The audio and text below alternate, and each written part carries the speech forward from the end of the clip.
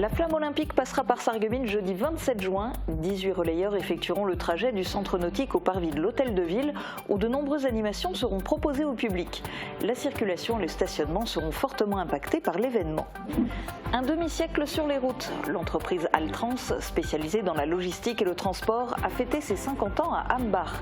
250 personnes, clients, fournisseurs et partenaires institutionnels étaient invités à la fête. Une ouverture mais aussi une fermeture au Carré Louvain. La galerie commerciale du centre-ville de Sarreguemines n'arrive pas à sortir la tête de l'eau. L'enseigne Jules liquide son magasin sarregueminois. Malgré l'ouverture d'une agence immobilière, la galerie Louvain ne comptera que 4 cellules commerciales occupées sur 16. Changement de nom à Beach. Après pas mal de débats, les conseillers municipaux ont validé le nouveau nom du stade de foot qui va devenir le stade Charles-Val. La place devant le monument aux morts sera elle rebaptisée place de la Légion d'honneur. Une étape de plus dans la concrétisation du projet Holosolis. Le compromis de vente des terrains a été signé. Lors du dernier conseil communautaire de la Casque, les élus de la communauté d'agglomération Sarreguemines-Confluence ont approuvé le montant de la transaction qui s'élève au total pour les 3 parcelles concernées à près de 5 300 000 €. La construction de la Gigafactory devrait commencer l'année prochaine. 1200 participants pour la 7e édition de la course Les Sarregueminoises contre le cancer. Vêtus de rose, les coureurs et marcheurs se sont élancés dimanche du Casino des Faïenceries pour un parcours de 5 km à travers le centre-ville de Sarreguemines. L'intégralité des recettes sera reversée à la Ligue contre le cancer. Grand Prix de Moselle à travers l'arrondissement de Sarreguemines. 108 jeunes cyclistes de haut niveau international se sont élancés de Volminster pour la 2e étape de la course Zarland Trofeo. Première arrivée à Sarreguemines, c'est un jeune Italien qui a remporté le Grand Prix de Moselle après 106 km de course. Une victoire et le maintien pour l'Asso Basket Sarreguemines. L'équipe Fagnon a remporté son dernier match 62-64 en déplacement à Osny. C'était le dernier match de la saison pour les Loups Alpha qui terminent à la 9e place du classement et se maintiennent en pré-régional. Elle n'est qu'en 4e mais elle est déjà championne de France. À seulement 14 ans, Joyce Cana a remporté son premier titre de championne de France en catégorie nationale A. La gymnaste sarregueminoise s'entraîne plusieurs fois par semaine au complexe Émilie Le Pennec et vise un nouveau titre national, pourquoi pas en catégorie élite. Lord of Steel, c'est une compétition de tir longue distance qui s'est déroulée sur le champ de tir du 16e BCP à Beach. 139 tireurs amateurs ont rivalisé dans 3 catégories avec des tirs de 500 à 1600 mètres. Bienvenue sur Mosaïque Cristal. Comme chaque lundi, il va y avoir du sport et côté actu aussi, puisqu'on commence avec les infos concernant la flamme olympique à Sarreguemines. Le jour J du passage de la flamme, ce sera le 27 juin prochain, entre 9h15 et 10h15. Un moment de festivité pour toute la population avec plusieurs animations prévues au programme. Et pour que la fête se déroule dans de bonnes conditions, des mesures de sécurité ont été prises. Stationnement, circulation, on vous dit tout ce qu'il faut savoir pour profiter des festivités. Précision dans ce reportage de Camille Henriot. Le passage de la flamme à Sarreguemines le 27 juin prochain sera avant tout un moment de fête, de convivialité autour des porteurs de la flamme. Au total, il y aura 18 relayeurs sur un parcours de 3,6 km. Le point de départ sera donné à 9h15 depuis le moulin de la Blisse, pour une arrivée prévue à l'hôtel de ville vers 10h15. Plusieurs animations sont prévues ce jour-là. Et on n'a pas seulement des animations sportives, on a aussi de la culture qui sera présente, avec notamment la musique municipale, qui va animer un petit peu le temps, et d'autres danses, des chorégraphies. Puis on aura bien sûr nos associations sportives qui vont proposer des démonstrations, que ce soit de la lutte, du tennis, on a même également le kayak, etc. qui passeront sur la Sarre. Donc effectivement, je ne dévoile pas tout, mais on a tout un tas d'animations qui tournent autour de nos associations notamment. Et on a aussi une compagnie qui va passer faire c'est des cracheurs de feu qui vont aussi un petit peu égayer le passage de la flamme. Des mesures seront prises pour sécuriser le périmètre du parcours. Des restrictions de circulation et de stationnement auront lieu dès la veille de l'événement. Le 26 juin à 9h jusqu'au 27 juin à 11h, le stationnement sera interdit sur l'ensemble du parcours de la flamme, celui qui est marqué en rouge. Sur la zone en bleu, la circulation des véhicules sera interdite le 27 juin à partir de 6h du matin. Près de 150 agents de sécurité seront mobilisés le jour J pour effectuer des contrôles sur le périmètre. Le jour même, la difficulté sera vraiment limitée entre 9h et 11h, puisque c'est là que passe la caravane et qu'ont lieu les animations. Dès 11h, nous mettrons toute la diligence nécessaire pour qu'on ouvre à la circulation et un retour à la circulation normale dès que possible. Des zones de stationnement ont été prévues pour faciliter l'accès au parcours.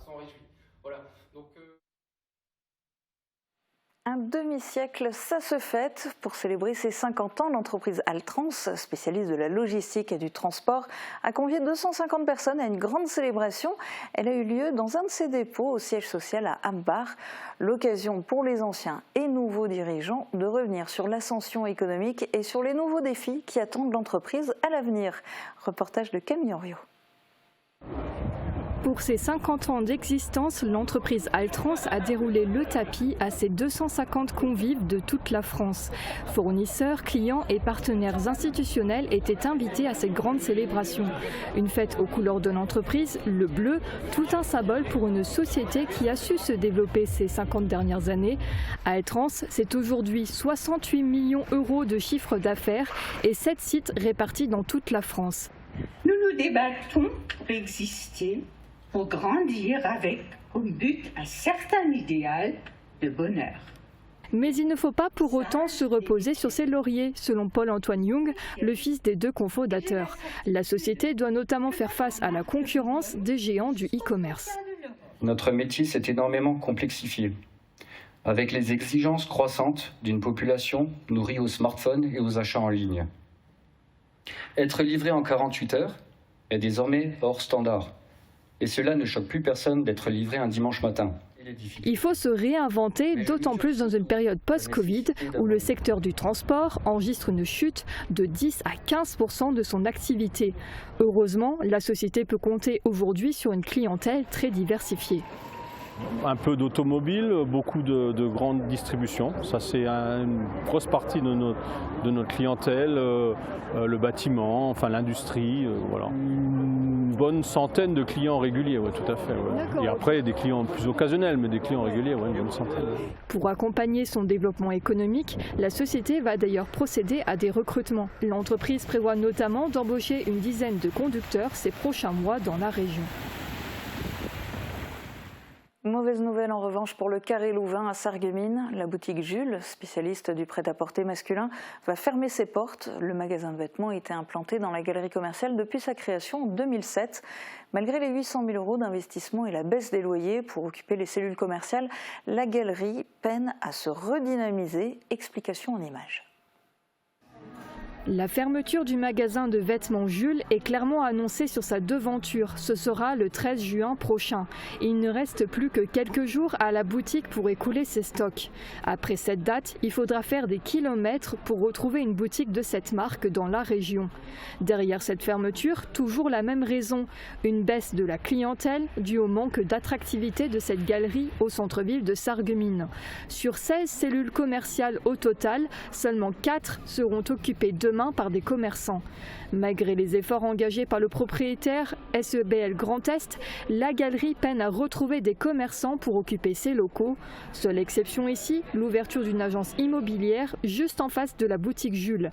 Déjà implantée à Caisse-Castel, l'agence Nesta Immobilier a souhaité se rapprocher d'une ville moyenne pour toucher un plus large public. Elle emploiera 4 salariés sur son site à Sarreguemines. C'est en partie la nouvelle politique tarifaire engagée par SEBL Grand Est qui a convaincu cette agence immobilière de s'installer ici au Carré Louvain. Versement de subventions, signature de conventions, vente immobilière, voilà quelques-uns des points qui ont été abordés lors du dernier conseil municipal de Bitche. Il a aussi été décidé, non sans opposition, de changer le nom de 3 espaces publics. Émilie Hazel a assisté à la séance. Jeudi soir s'est tenu le conseil municipal de la ville de Bitche. À l'ordre du jour, 26 points de délibération. Parmi eux, certains ont fait beaucoup débat, les changements des noms de certains lieux publics. Le maire a proposé de rebaptiser le stade de foot, communément appelé stade Saint-Sébastien, par Charles Wald, un ancien bitchois mort en 1967. Cet homme est connu pour sa résistance pendant la Seconde Guerre mondiale. Il était aussi footballeur au FC Metz. Mais aussi, je pense qu'il est important d'évoquer avec notre jeunesse ces valeurs d'engagement, de dépassement, de courage, du vivre ensemble et d'humanité, puisque c'est aussi en tant qu'individu et en tant qu'être humain que je vous propose de dénommer ce lieu. La modification était approuvée avec 2 voix contre et 4 abstentions. Je pense que ceux qui, en 1922, ont pris la décision de nommer Saint-Sébastien avaient leur raison. Et aujourd'hui, on fait ça, on restreint, sans associer la population. Ça me gêne. Ça me gêne parce que quelque part, on aurait pu travailler le sujet et de dire aujourd'hui, on fait des propositions. Mais je pense que vu l'importance de la chose, de cette délibération, c'est qu'on aurait dû associer la population. La place devant le monument aux morts va être renommée place de la Légion d'honneur, en rappel à la récompense octroyée par le président Raymond Poincaré en 1919 lors de sa venue dans la commune. La place devant le presbytère va être appelée place Jeanne d'Arc du fait de la proximité avec la statue de Jeanne d'Arc. Ces 2 changements ont été approuvés malgré 2 votes contre et 2 abstentions de l'opposition. Un circuit de découverte avec des panneaux d'explication du patrimoine de la ville est en projet. Le contenu principal sur ces panneaux, ça sera surtout les anecdotes. Parce que vous savez très bien, comme tout le monde, quand vous allez faire des visites en vacances sur des musées, sur des expositions, les panneaux qui font du A1 qui sont remplis, vous ne les lisez jamais à fond jusqu'au bout. C'est clair. Là, ce qui intéresse les gens, c'est justement pourquoi le bâtiment, éventuellement, pourquoi construit à cette époque-là, etc. Et là, la place, l'explication de la Légion d'honneur rentrera dans ce circuit. C'est un circuit qui n'est pas trop long, qui est intramuros. L'immeuble du 3 impasse de l'école, contenant 6 logements, va enfin être vendu. Et ce, à un couple au prix demandé, soit 178 000 €. Parmi les subventions accordées par la ville, 500 € vont être versés à l'association de la Maison des lycéens du Tessier pour soutenir un voyage pédagogique au Costa Rica. Autre conseil, cette fois communautaire et du côté de la Casque, il y avait un point important concernant le projet Holosolis. Guillaume, est-ce que tu peux nous en parler ? Oui, ça y est, c'est officiel. Le compromis de vente des terrains à la société Holosolis a été signé. L'entreprise s'est engagée à acquérir quelques 50 hectares de terrain pour construire sa gigafactory de fabrication de cellules et de modules de panneaux photovoltaïques. C'est une nouvelle étape qui intervient après le dépôt par l'entreprise du permis de construire et de sa demande d'autorisation environnementale. Alors comment sont découpés les terrains et quel est le prix de vente ? Alors en fait, il y a 3 parties. La partie la plus grande, de 344 000 m², était initialement prévue pour Reg Solar et elle accueillera les 2 bâtiments de production pour la fabrication des cellules et pour celle des modules de panneaux photovoltaïques. Une seconde section de plus de 150 000 m² qui comprendra le parking, une coulée verte transversante et une réserve foncière en cas de projet de développement futur de l'entreprise Holosolis. Enfin, une 3e partie correspond à la voirie qui sera refacturée à Holosolis. Tu me demandais quel était le prix de vente de l'ensemble. Je laisse le soin au premier vice-président de la Casque de nous le dire. Au total, cela fait 5 290 766,76 € hors taxe pour cette vente de l'ensemble foncier que nous avons présenté à Holosolis. Donc un montant important parmi d'autres. Je rappelle qu'Holosolis prévoit d'investir à Ambar 800 millions d'euros dans le cadre de la construction de sa gigafactory qui, à terme, pourrait employer 1900 personnes chargées de réaliser 10 millions d'unités par an, soit 5 gigawatts. Alors est-ce que c'est quelque part enfin une garantie? Est-ce que la signature de cette vente des terrains est la preuve que, quoi qu'il arrive, ça va se réaliser? Quoi qu'il arrive, peut-être pas, mais c'est un bon signal qui démontre une nouvelle fois le sérieux du projet d'Holosolis, tout comme le début des procédures de recrutement pour des postes de cadre. Les personnes intéressées peuvent d'ailleurs se rapprocher de l'APEC et de France Travail pour avoir davantage d'informations à ce sujet. Mais nous n'en sommes donc qu'à un compromis de vente et il y a encore un risque que le projet n'aboutisse pas. Ce n'est bien sûr pas le scénario qu'il privilégie, mais le président de la Casque a évoqué cette possibilité. Écoutons-le. Il faut qu'on sache aussi que ce n'est jamais, et je le dis souvent, totalement acquis. Il se pourrait qu'au cours de la démarche, au cours de l'année, il y ait un événement qui fasse que, ma foi, le projet ne va pas se réaliser pour une raison X ou une raison Y. Dans ce cas-là, il faut que nous puissions récupérer nos terrains pour pouvoir trouver un autre occupant. Donc voilà, Donc ce compromis aujourd'hui existe, il est très précis et puis on va avancer jusqu'à ce que le projet soit définitivement prêt et à ce moment-là, eh bien, le terrain sera définitivement acquis par Holosolis. Donc pour le moment, encore un peu de patience, mais espérons bien sûr que ce projet aboutisse. Et puis je suppose qu'il y a d'autres points importants qui ont été évoqués et que tu veux aborder dans ta chronique. Oui, effectivement, en préambule, le président de la CASC est revenu sur un événement spectaculaire qui a frappé notre territoire lors du dernier week-end de Pentecôte, les inondations. Je vous propose de l'écouter. Je tiens donc ce soir à exprimer en notre nom à tous, et je pense que vous y adhérez, notre solidarité envers tous les sinistrés impactés par ces récentes inondations. Je sais par expérience quels moments difficiles vivent les familles dans ce genre de circonstances, et je pense que vous le savez comme moi. Le président de la CASC a notamment salué le travail effectué par les sapeurs-pompiers et félicité les habitants pour la solidarité dont ils ont fait preuve. Il a rappelé l'ampleur du phénomène météorologique, l'inquiétude qu'il y a eu à un moment donné au niveau d'une digue et indiqué que des enseignements devaient être tirés suite à cette crue. Il a évoqué par exemple l'achat de matériel, la nécessité de communiquer davantage avec les autorités allemandes et celle d'investir encore plus en amont pour limiter à l'avenir l'impact des inondations. Alors, tout autre sujet, en général, les conseils communautaires font la part belle aux informations budgétaires. Est-ce qu'il y en a eu beaucoup jeudi soir? Est-ce que tu as eu ta dose de chiffres? Oui, autrement j'aurais été, je pense, frustré. Il y avait 9 points qui concernaient les finances et je vais essayer de les évoquer assez rapidement. Sur ces 9 points, 6 consistaient à adopter le compte financier unique des différents budgets. Un concernait l'affectation des résultats et un autre, plus long, revient aussi annuellement. Il s'agit du rapport du commissaire aux comptes. Alors, que faut-il retenir de sa présentation ? Alors comme en 2021 et comme en 2022, il accorde au compte de la collectivité une certification avec réserve. Je vous propose de l'écouter. C'est une certification sincère et fidèle sur l'ensemble du budget principal et des budgets annexes de la CASC, avec seulement, entre guillemets, 3 points qui sont exactement les mêmes que l'année dernière. 3 réserves donc, dont 2 qui ne relèvent pas de la CASC mais de l'État.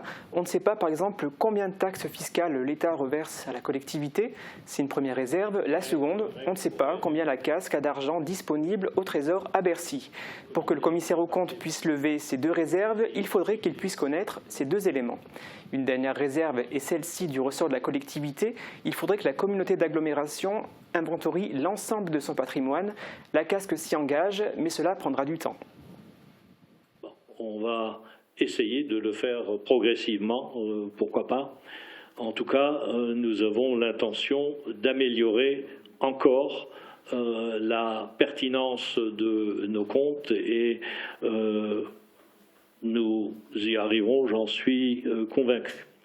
Et Guillaume, y a-t-il d'autres informations que tu voulais porter à notre connaissance? Oui, en matière d'habitat, en ce qui concerne les travaux à mener par les riverains qui habitent à côté de l'usine Ineos de Sarralbe, l'enveloppe financière initialement prévue s'avère en fait insuffisante, l'État ayant uniquement pris en compte le bâti et pas l'ensemble des logements effectifs au sein de chaque construction.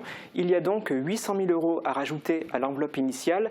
Tous les partenaires sont d'accord pour compléter le financement prévu au départ, à savoir l'État, la région, le département, la CASC, l'entreprise Ineos et les communes de Sarralbe et de Widerwald. La somme supplémentaire à apporter par la CASC s'élève à 130 000 €. Une autre information pour terminer, l'éclairage public sur l'actisone de Grosse-Blie va être rénové pour réaliser des économies d'énergie. Et l'actisone, c'est le secteur où est notamment implantée la ZF. Merci Guillaume pour ta synthèse globale. On va passer au sport et d'abord au sport pour la bonne cause. La 7e édition de la course caritative Les Sarregueminoises contre le cancer avait lieu hier matin. Environ 1200 participants étaient réunis pour cette cause contre 950 l'année dernière. Et pour rappel, il n'y a pas d'enjeu sportif pour cette course puisqu'il n'y a ni chronomètre ni classement. Reportage d'Émilie Hazel et Julien Tesser. La marée rose a traversé Sarreguemines au rythme des tambours dimanche matin.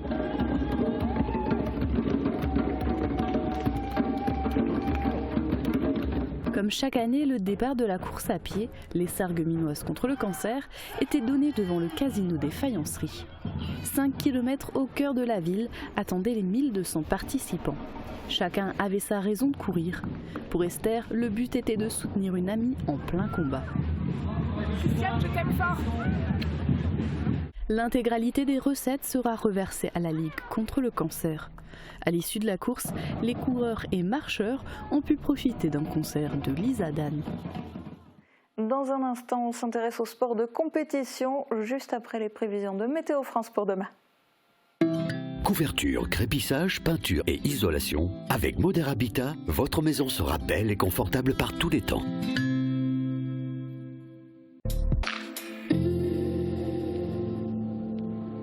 Bonjour tout le monde. Après la période ensoleillée et très chaude du 12 mai dernier, au moment du pont de l'Ascension, une perturbation s'est installée et a bien du mal à se déloger. La France est coincée entre deux masses d'air anticycloniques très stables et ce phénomène est appelé un blocage en oméga.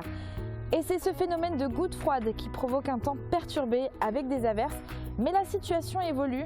Les hautes pressions sur l'Atlantique vont déborder de plus en plus sur la France en début de semaine prochaine et on devrait retrouver un temps plus sec avec des températures en hausse. Alors tenez bon, plus que quelques jours avant le retour du soleil et des températures de saison. Demain déjà, le ciel sera plus dégagé et le temps restera sec. Côté température, les minimales iront de 8 à 12 degrés et les maximales de 20 à 21 degrés. Demain, nous fêtons les Clotildes et il fera jour de 5h29 à 21h30. Passez tous encore une très belle journée et à demain. Chérie, je suis rentrée. J'ai invité du monde pour ce soir, j'ai rien prévu. À mon avis, c'est raté.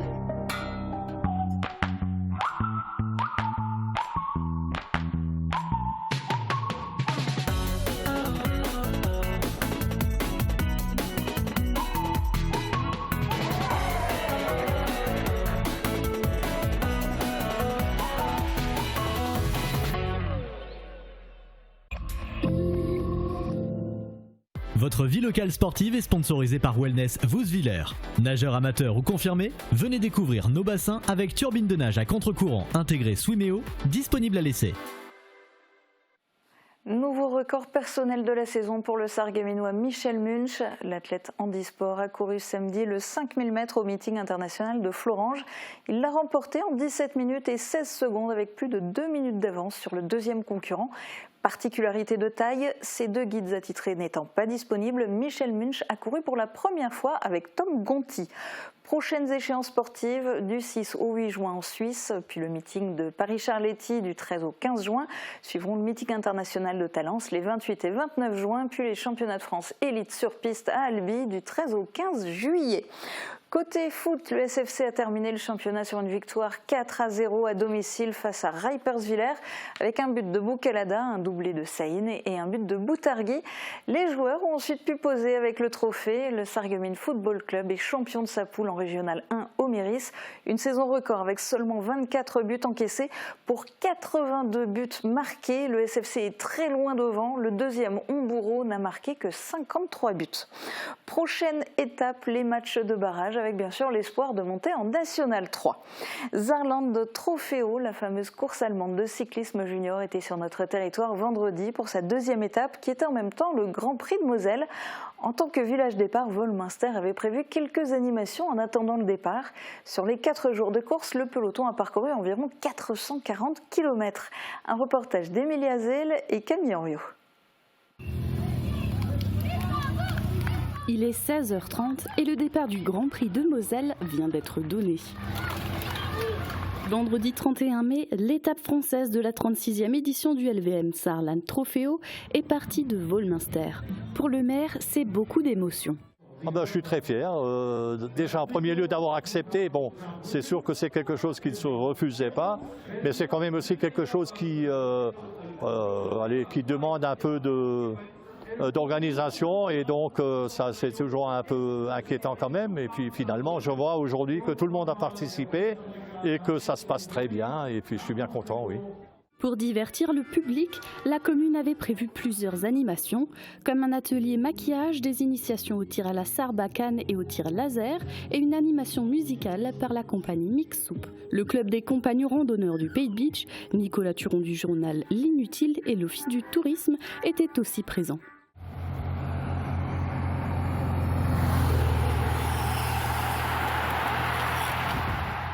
Outre une escale en Allemagne, les cyclistes sont notamment passés par Urbach, Riemlin, Weiskirch, Obergelbach, Ahren, Sarinsmin ou encore Bliesschweien. La ligne d'arrivée était placée à proximité du centre nautique à Sarreguemines. Le peloton l'a franchi à environ 19h05.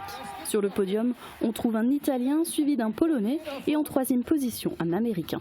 Le vainqueur, Alessio Magagnotti, a tout donné. Disons que le chemin était difficile, c'est-à-dire que ce n'était pas très dur. J'ai beaucoup plus souffert hier, mais parce que je sors d'une semaine de grippe. Hier j'étais très essoufflé et je n'ai réussi à faire que 8e au sprint.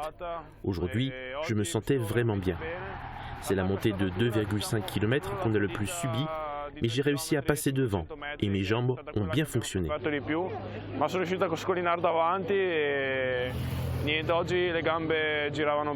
Les 108 cyclistes ayant pris le départ de la deuxième étape ont parcouru 106 km. Objectif réussi, les féminines de l'AS Sarreguemines Tennis retrouvent la Nationale 2. L'équipe 1 a affronté ce week-end l'équipe de Longjumeau pour la dernière journée de championnat. Une victoire déterminante, 4-2, qui leur permet de monter en Nationale 2, une division qu'elles avaient quittée il y a 11 ans. Du côté des hommes, l'équipe 1 s'est inclinée et ne parvient pas à se maintenir en Nationale 3.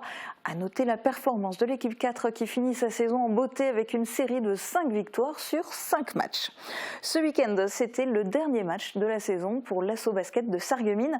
L'équipe Fagnon s'est déplacée à Osny. Après une défaite lors du dernier match, les seniors voulaient la victoire. C'est réussi. Résumé la rencontre avec Marie-Morgane Pires et les images de Frédéric Ouvert, la présidente de l'Asso Basket. Ils avaient à cœur de terminer leur saison sur une belle note et un beau match, c'est chose faite. L'équipe senior de l'Asso Basket Sarreguemines, en bleu, s'est déplacée à Osny pour le dernier match. Si la rencontre était sans enjeu sur le classement, le match était haletant. D'entrée de jeu, les loups alpha ont mis une grande intensité offensive et défensive. Avant la mi-temps, ils ont rencontré plus de difficultés et Osny menait 31 points à 29. Ils ont ensuite repris le dessus à la fin du troisième quart-temps, 47 à 50. Leurs adversaires les ont ensuite recollés au score, mais ce sont bien les Sarregueminois qui sont parvenus à s'imposer en marquant les 2 points de la victoire lors des dernières secondes. Score final 62 à 64. Ça fait plaisir, c'est une belle victoire pour clôturer la saison, on finit la saison sur une bonne note. On est des amis dans la vie comme sur le terrain, donc on est très soudés, quoi qu'il arrive, et c'est ça qui fait notre force. Avec 31 points au classement, 9 victoires sur 22 matchs et une 9e place sur 12, l'objectif du maintien de l'équipe en division pré-régionale est atteint. Le trail Le Grand 8 de la Cobar est de retour. La 2e édition de cette épreuve de course à pied aura lieu le 15 juin prochain. Le départ sera donné du stade de foot de Bliesbruck. L'organisateur de l'épreuve nous présente cet événement. C'est un trail qui se veut un trail découverte, d'où la distance, donc c'est 12 km, c'est plutôt un trail très court, mais on y a intégré des difficultés, on va dire, plutôt courtes, mais comme de quoi s'amuser et des passages parfois un petit peu techniques, des sentiers, des difficultés, des passages un peu, on va dire, atypiques au niveau du tunnel sous la piste cyclable ou au-dessus de la piste cyclable, donc c'est relativement sympa comme parcours. Le départ de la course aura lieu le 15 juin à 18h. 170 personnes avaient pris part à cette épreuve de course à pied l'an dernier. Une nouvelle graine de championne à l'Asso Gym de Sarreguemines. Rencontre avec la jeune Joyce Cana. Elle est en 4e à l'institution Sainte-Chrétienne-la-Salle à Sarreguemines. Et entre les cours et ses devoirs, c'est au gymnase qu'elle se rend quasiment tous les jours. Un investissement qui porte ses fruits. Elle vient de décrocher un beau titre. Reportage de Marie-Morgane Pires. Un travail qui paie. Joyce Cana, jeune gymnaste du club de Sarreguemines, vient de décrocher son premier titre de championne de France en National A, 14 ans. Une médaille obtenue il y a tout juste un mois à Oyonnax dans l'Ain. Au début, j'étais un peu stressée parce que j'ai commencé en poutre. Mais après la poutre, il y a tout le stress qui est redescendu. Et après, c'était très bien. Enfin, j'allais bien. Plutôt réservée dans la vie, sur les agrès, c'est une adolescente sûre d'elle qu'on retrouve. Le gymnase Émilie Le Pennec, c'est désormais le quotidien de la collégienne. Directement après ses cours, elle vient s'entraîner durant 2 heures ici, plusieurs fois par semaine. Les entraîneurs de l'Asso-Gym de Sarreguemines ont rapidement détecté cette graine de championne. Tu vois, là, si tu dois changer les mains, t'es trop juste parce que t'as les épaules en arrière. Cherche bien basculer qui au-dessus des mains. Elle a commencé, elle devait être en baby gym vers 4-5 ans, et puis nous on l'a récupérée à l'entraînement à 6 ans. Ça se voyait sur sa façon de se déplacer, de courir, elle a été tout de suite très à l'aise sur les éléments gymniques. La technique est peaufinée dans les moindres détails, chacun de ses gestes est scruté par ses entraîneurs pour l'aider à s'améliorer. L'an passé, Joyce Cana avait déjà été sacrée vice-championne de France. Cette année, c'est la consécration et elle ne compte pas s'arrêter en si bon chemin. J'aimerais l'année prochaine refaire championne de France et peut-être essayer d'aller en élite pour voir comment c'est et voilà. Un parcours à suivre donc attentivement. Et vendredi, Joyce Cana a participé au championnat de France national 4 par équipe cette fois avec ses coéquipières Mathilde Arif, Lydie Richier, Philia Sapong et Justine Kopp. Elles ont obtenu la 5e place. Lord of Steel, c'est une compétition civile de tir longue distance sur un terrain militaire. Elle a eu lieu sur le champ de tir du 16e bataillon de chasseurs à pied à Beach. Près de 140 tireurs étaient réunis pour pratiquer leur passion de la précision. Pour cette 2e édition, toutes les places se sont vendues en moins de 15 minutes. Reportage d'Emilie Hazel. Pour assister à cette compétition, pas comme les autres, les bouchons d'oreilles vous seront indispensables. Les 25 et 26 mai dernier, le CSA, Club sportif et artistique du 16e BCP, a organisé la Lord of Steel, une compétition internationale de tir longue distance. C'est une compétition qui est très complète parce qu'on regroupe 3 divisions différentes. Donc on va avoir le Rimfire qui est pour les petits calibres, donc le 22 long rifle. On a le middle qui sont les calibres moyens et on a le magnum, c'est les gros calibres. Donc c'est principalement du 338. Et sur la compétition, donc les gens, ils ont la possibilité de s'engager sur les 3 divisions, donc faire les 3, ce qu'on appelle l'overall, ou alors soit choisir qu'une seule ou 2. Il était aussi possible de n'être que spotter, c'est-à-dire la personne qui guide le tireur en observant l'environnement, comme par exemple le vent. Je touche pas la dérive on met rien. Allez, j'y vais, vert. Pour chaque catégorie, il fallait toucher 4 gongs 4 fois en 7 minutes maximum. Les distances maximales des cibles étaient de 1600 mètres en magnum, 1200 mètres en middle et 500 mètres en rimfire. Le premier passage en calibre médium, je suis vraiment satisfait. L'année dernière, le premier jour, il était catastrophique. Cette année, je rate deux coups, donc je suis vraiment content. Par rapport au passage qu'on a fait sur le magnum, première, 2e cible, c'était correct, on n'avait pas trop de problèmes de mirages. À partir de la 3e cible, on a eu beaucoup de mirages, ce qui lui a flouté la visée. 139 personnes ont participé à la 2e édition. Certains sont venus de loin pour participer à la compétition ayant eu lieu sur le champ de tir du 16e BCP. Déjà, premièrement, venir découvrir ce beau champ de tir de beach. Et puis, chez nous, dans le sud, on organise le King of 1 Mile et King of 2 Miles, qui sont des disciplines un petit peu similaires. Et là, on est venu découvrir le Lord of Steel.